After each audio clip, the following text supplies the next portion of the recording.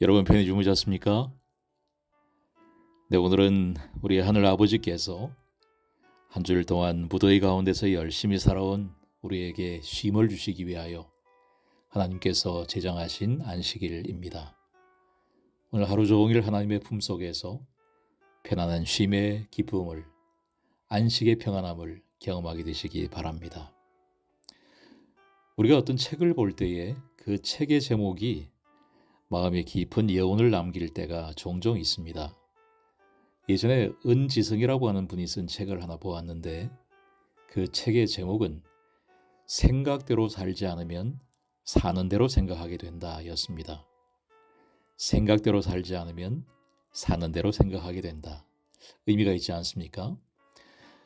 사람이 아무리 자기 인생에 대한 분명한 뜻을 세우고 또 계획을 가지고 있다 해도 그 뜻을 이루기 위한 과정이 구체적으로 일상의 생활 속에서 실천되지 않으면 그 뜻은 또 그 계획은 머릿속의 생각일 뿐 생각만 한다고 우리의 삶이 변하지 않는다는 것입니다. 자, 이 책의 제목을 생각 대신에 믿음이란 말로 바꾸어서 한번 생각해 보겠습니다. 믿는 대로 살지 않으면 사는 대로 믿게 된다. 우리가 지난 기간 오랜 신앙생활을 통해서 많은 것을 배워서 알고 있고 또 교회에서의 경험을 통해서 교회 생활도 익숙해져 있고 또 성경을 많이 읽어서 하나님의 뜻을 분명히 알고 있다 해도 아는 대로 배운 대로 실천하여 살지 않는다면 우리의 믿음은 결코 성장하지 못하고 그저 현재의 수준에서 우리의 믿음이 고착되어 버리지 않겠습니까?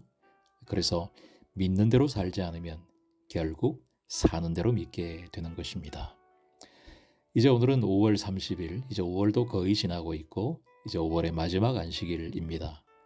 지난 5월 한 달 동안 우리의 믿음은 어떤 성장과 성숙이 있었는지 잠시 점검해 보았으면 합니다. 믿는 대로 살지 않으면 더 나은 단계로서의 성장과 성숙은 없이 현재의 수준에서 믿게 될 것이기 때문입니다. 자, 여러분 다음은 어떤 단어에 대한 설명일까요? 지각, 인상, 관념을 불러일으키는 정신기능으로 이전의 인상이나 경험을 의식 속에 간직하거나 다시 생각해내는 것. 아시겠습니까? 국어사전에 나오는 기억에 대한 설명입니다.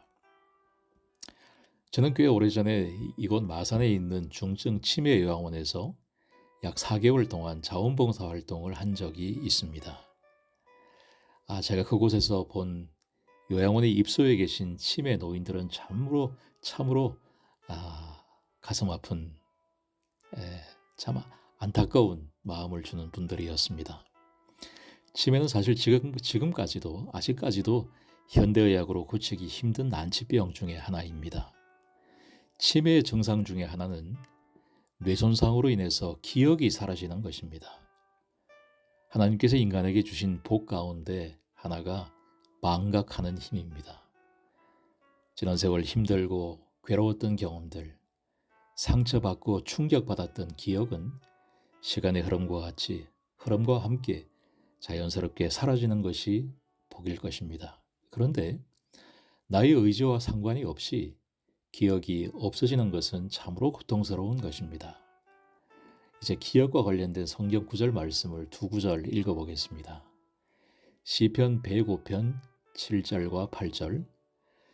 그는 여호와 우리 하나님이시라. 그의 판단이 온 땅에 있도다. 그는 그의 언약 곧 천대에 걸쳐 명령하신 말씀을 영원히 기억하셨으니. 이어서 시편 106편 13절도 읽어봅니다. 그러나 그들은 그가 행하신 일을 곧 잊어버리며 그의 가르침을 기다리지 아니하고. 방금 읽은 시편의 두 구절에는 하나님의 기억하심과 사람들의 잊어버림이 대비되어 나옵니다.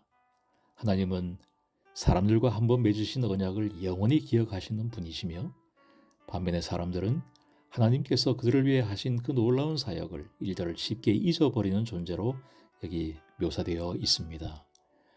그래서 죄를 거듭거듭 지어서 고난을 자초하고 그때마다 힘들어서 하나님께 부르짖으면 하나님은 또 그 언약을 기억하시고 구원해 주시고 성경에서 자주 볼 수 있는 하나님의 사역의 패턴 아닙니까? 기억을 한다고 하는 것은 이렇게 중요한 것입니다. 그런데 사람은 누구나 시간이 흐르며 과거의 기억을 잊어버리게 됩니다. 19세기 말에 독일의 심리학자였던 헤르만 에빙하우스는 16년 동안 사람의 기억 능력을 연구했습니다. 그의 실험에 의하면 학습 후 10분쯤 지난 이후부터 망각이 시작되어서 1시간 지난 뒤에는 50%가, 하루가 지나면 70%가, 한 달 뒤에는 80%를 잊어버리게 된답니다. 이러한 망각으로부터 기억을 지키기 위한 가장 효과적인 방법은 복습인데 그 복습의 주기가 중요하다는 것을 발견했습니다.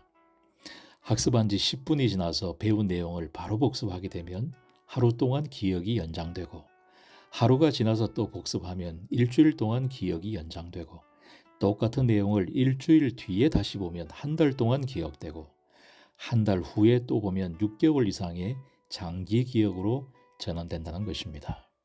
계속적으로 반복하여 학습하는 것이 기억을 유지하는 가장 좋은 방법이라는 것입니다. 여러분, 신앙생활도 마찬가지인 것 같습니다. 반복적으로 지속적으로 말씀과 기도로 하나님과 교제하고 그분을 깊이 묵상하지 않으면 하나님을 잊어버리기가 딱 좋은 세상을 우리가 살아가고 있습니다.